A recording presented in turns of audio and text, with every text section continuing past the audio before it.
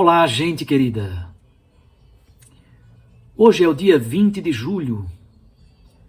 Nós estamos na 16ª semana do Tempo Comum e é sempre muito bom, todos os dias, estarmos em torno do Santo Evangelho, da Palavra de Deus transmitida para a nossa edificação espiritual, para o nosso compromisso apostólico, o nosso compromisso missionário, o nosso compromisso como cidadão, como cidadã, compromisso com a construção de um mundo novo, muito melhor, de acordo com o desejo de Deus.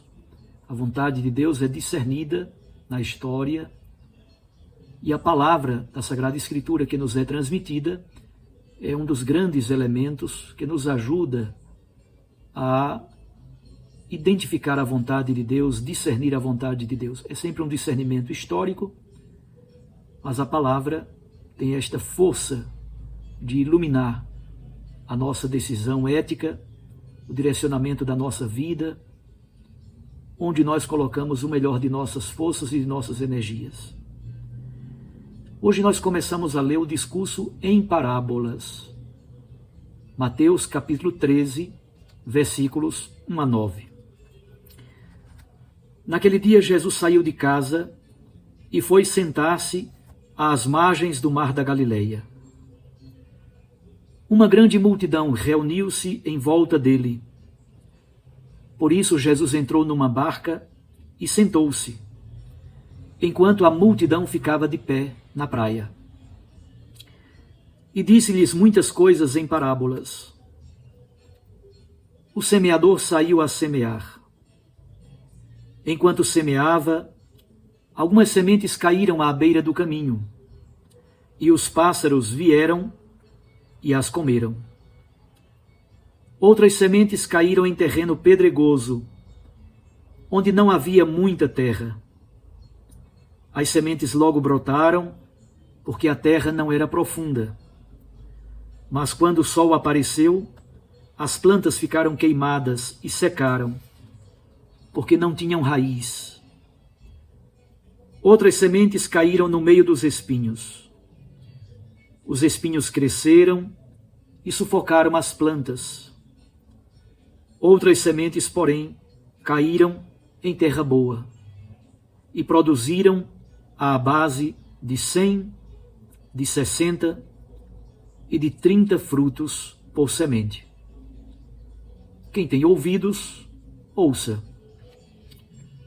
Palavra da salvação. Glória a vós, Senhor. Minhas irmãs e meus irmãos, nós começamos o belo discurso de Jesus em parábolas. Neste capítulo 13 do Evangelho de Mateus, encontramos 7 parábolas. As 3 primeiras são do ambiente da roça. A parábola do semeador, versículos 3 a 9. A parábola do joio e do trigo, versículos 24 a 30. E a parábola do grão de mostarda, versículos 31 e 32.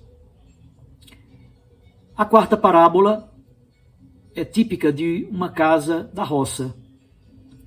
Trata do trabalho doméstico, mas está bastante vinculada ainda à roça, à colheita.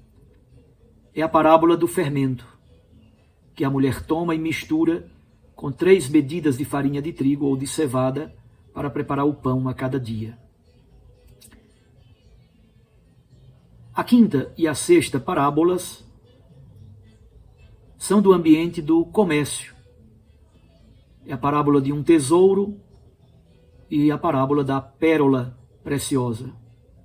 A parábola do tesouro é o versículo 44 e a parábola da pérola, versículos 45 e 46. É um comerciante de pedras preciosas. E finalmente, como Jesus está fazendo este discurso em parábolas de uma barca no mar da Galileia, a última parábola que ele conta, versículos 47 a 50, é a parábola de uma rede de pesca. Aqui é muito importante ter noção do que seja uma parábola. É de um gênero literário hebraico chamado mashal. O mashal é um gênero sapiencial, provém desse ambiente sapiencial. Aí temos, por exemplo, provérbios, ditos, sentenças, enigmas, comparações, parábolas, tudo está dentro desse gênero chamado mashal. No Evangelho de Mateus, fundamentalmente, é um ensinamento sobre o ocultar e o revelar. Encobrir e descobrir. É um ensinamento sobre o reino dos céus. O Evangelho de Mateus, por eufemismo, para não nomear Deus, prefere chamar de reino dos céus. E nesta tensão que há com os fariseus e doutores da lei, Jesus já disse esta semana para nós, semana passada, que muitos pretendem ter acesso aos mistérios do reino, mas são sábios e entendidos, estão inchados, inflados. Para estes, os mistérios do reino dos céus estão ocultos. Eles não conseguem abrir o coração para acolher a novidade do reino.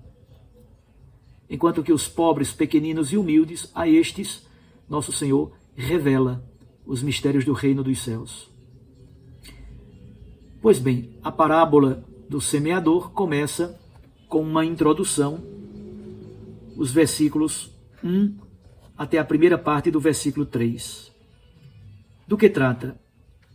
Jesus saiu de casa, e aqui a casa, sabemos, é a casa em Cafarnaum. No início do seu ministério público, Jesus mudou-se de Nazaré para Cafarnaum, uma cidade que está à beira do Mar da Galileia. E ele foi sentar-se à beira do Mar da Galileia. No Mar da Galileia, praticamente aí como uma grande estrada, realizou-se grande parte do ministério público de Jesus. As cidades que estão às margens do Mar da Galileia, também chamado de Lago de Genezaré, Lago de Kinneret, era um lago de água doce, tão grande, 21 quilômetros de comprimento por 12 quilômetros de largura, a ponto de as pessoas o chamarem de mar. Mas aí esteve Jesus em todo o seu ministério público, na sua vida cotidiana, quando ele começa o seu ministério. E ele, por uma questão de comunicação, ele se senta numa barca, afasta-se um pouquinho da margem e começa a pregar a palavra de Deus, a fazer o anúncio da palavra da barca. É bonita essa cena. A barca é símbolo da igreja, nos evangelhos, no evangelho de Mateus especialmente, que é o evangelho eclesial por excelência. É bonito que Jesus, da barca, que é a igreja, ensina, prega a palavra às multidões. A igreja é mediação para que a palavra de Cristo chegue ao coração dos irmãos e irmãs. Isso é algo muito bonito. E Jesus é mestre. É por isso que ele ensina sentado. Os mestres, no tempo de Jesus, na antiguidade, lá em Israel, sempre eles ensinam sentados e os discípulos aos seus pés, ao redor dele. Pois bem, Jesus é um mestre que da barca, símbolo da igreja, sua palavra ecoa, é anunciada para todos. E ele diz, sentado, isto é, com a autoridade de mestre, da barca, que é símbolo da igreja, dentro do Mar da Galileia, símbolo de todo o seu ministério público, símbolo da sua missão, o ambiente onde Jesus realizou grande parte do seu ministério, ele então prega, e a sua pregação tem a ver com 3 elementos. Um agricultor, a semente e o terreno que acolhe a semente. Ora, o semeador é o próprio Jesus. E os semeadores somos nós, é a igreja, são os missionários e missionárias de todos os tempos, os cristãos, as cristãs, enfim, as pessoas que acolhem a novidade do reino e pregam a palavra de Deus e mantêm esse ardor missionário onde quer que estejam. Então o semeador, que é Jesus, é bom, é pressuroso, não é preguiçoso. Ele sabe espalhar a semente, ele tem a habilidade, ele conhece a técnica do plantio da semente. A semente é boa, é generosa e fecunda, porque a semente é a palavra de Deus.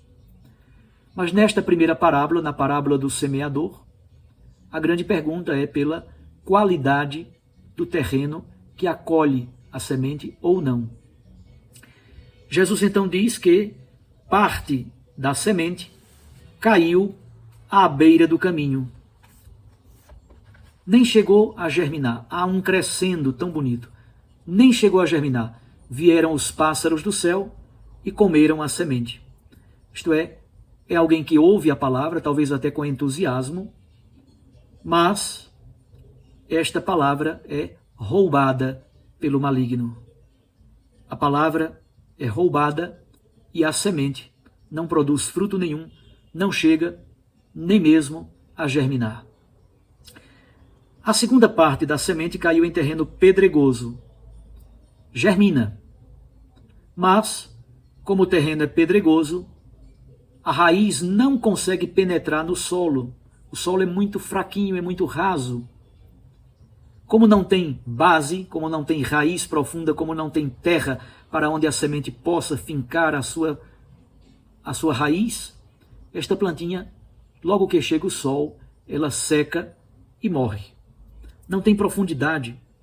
Em qualquer momento de sol causticante, isto é, na tribulação, na dificuldade, na perseguição, na dor, a pessoa se perturba completamente e abandona completamente a sua vida de fé e não consegue produzir fruto. Germina, mas não lança raízes profundas e por isso mesmo, sem umidade e por causa do sol muito quente e causticante, a plantinha logo seca. Terceira parte das sementes caiu em terreno espinhoso. Perceba que em terreno espinhoso a plantinha germinou, cresceu, mas logo foi sufocada pelos espinhos. Depois Jesus vai dar a explicação desta parábola, mas os espinhos simbolizam exatamente as preocupações da vida. O próprio Jesus dirá: a busca incessante de dinheiro, de poder, as muitas preocupações que nos atormentam são ilusões que nos afastam do caminho de Deus. Mas finalmente, uma parte das sementes caiu em terreno bom, propício, adubado. É a pessoa que recebe a palavra com alegria. O terreno da vida do coração está pronto, adubado, preparado, bem arado. E a semente pode produzir muitos frutos, porque a pessoa acolhe a palavra, entende a palavra e faz a palavra frutificar. Jesus termina a parábola dizendo: quem tem ouvidos, ouça. Parece até paradoxal, porque todos temos ouvidos, mas nem todos temos ouvidos para ouvir, escutar, acolher e obedecer. É uma parábola linda. Nós vamos então, durante esses dias, meditar este capítulo 13, que é a parábola do semeador, e as outras 6 parábolas que virão pela frente. Que a palavra de Deus que cai em nosso coração encontre em nós um terreno bom e frutífero, fértil e generoso, capaz de dar frutos de vida, frutos que realmente sejam frutos de justiça, de amor, de caridade, de espiritualidade, de busca verdadeiramente de uma vida espiritual profunda, fundamentada na palavra de Deus, na Eucaristia, na vida de oração. Os frutos no Evangelho de Mateus são sempre os frutos de justiça do reino de Deus. Um abraço a você. Fique com Deus e com sua Mãe Maria Santíssima. Eu os abençoo em nome do Pai, e do Filho, e do Espírito Santo. Amém.